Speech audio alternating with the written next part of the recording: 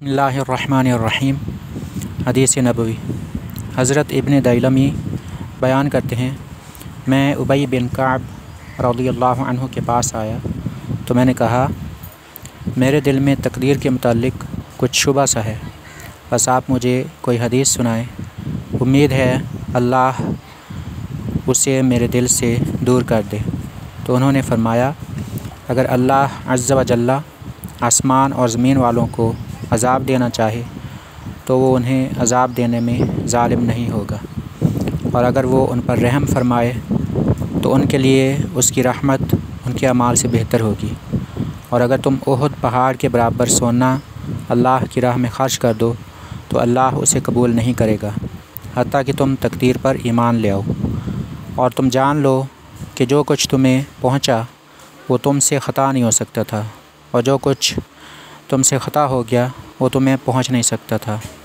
और अगर तुम इस अक़ीदे के अलावा किसी और अक़ीदे पर फ़ौत हो गए तो तुम जहन्नम में जाओगे। इब्न दैलमी बयान करते हैं, फिर मैं इब्न मसऊद रज़ियल्लाहु अन्हु के पास आया तो उन्होंने भी इसी तरह फ़रमाया। फिर मैं हुज़ैफ़ा बिन यमान रज़ियल्लाहु अन्हु की खिदमत में आया तो उन्होंने भी यही फ़रमाया। फिर मैं ज़ैद बिन साबित रज़ियल्लाहु अन्हु के पास आया तो उन्होंने मुझे इसी की मिसल नबी सल्लल्लाहु अलैहि वसल्लम से हदीस बयान की। हदीस मज़कूरा में तकदीर से मुताल्लिक़ बयान फरमाया गया है।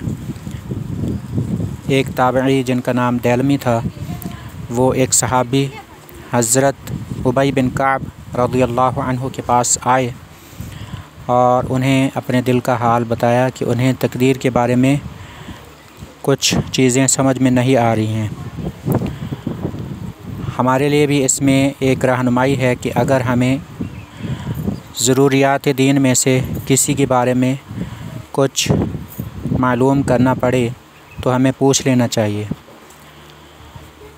तो हज़रत इब्न दैलमी ने हज़रत उबई बिन काब से तकदीर के बारे में पूछा और अर्ज़ की कि मेरी रहनुमाई फ़रमाइए, हदीस मुबारका से मेरी रहनुमाई फ़रमाइए, ताकि तकदीर के बारे में मेरे दिल में जो कम इल्मी है वो ख़त्म हो जाए।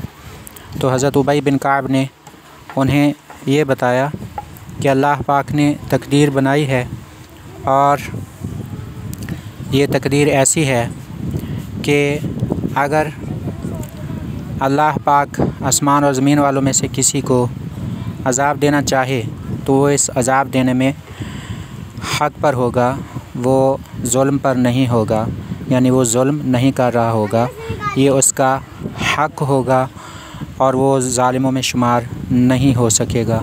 और अगर किसी को वो जन्नत नसीब फरमा दे या किसी पर रहमत फरमाए तो ये उसकी रहमत उस बंदे के अमाल से बेहतर होगी।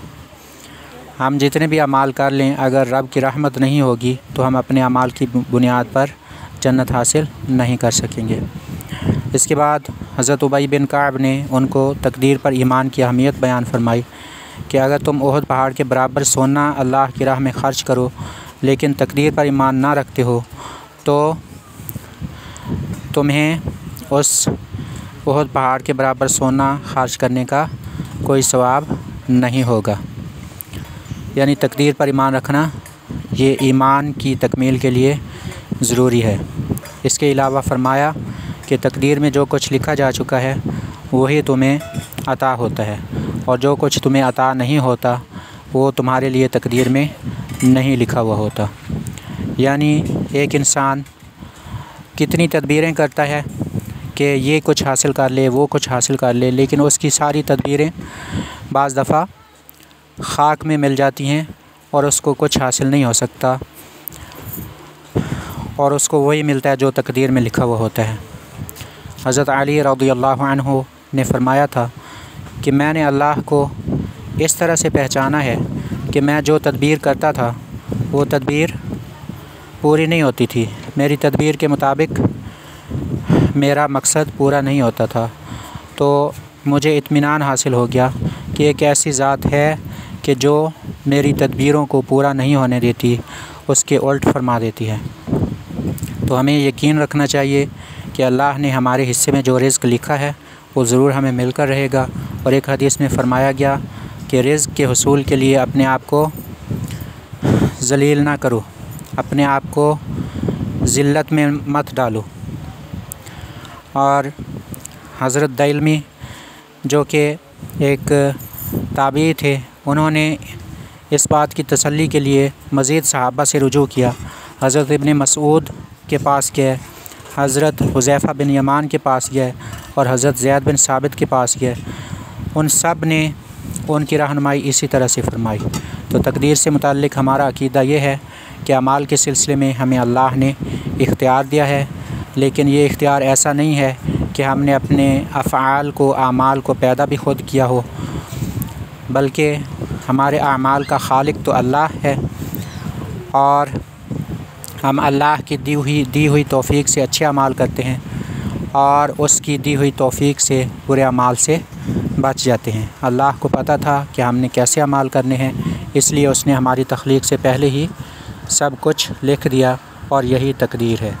बाकी कुछ चीज़ें यानी दुख सुख से मुताल्लिक़ कुछ बातें ऐसी हैं कि जिन पर हमारा कोई इख्तियार नहीं है।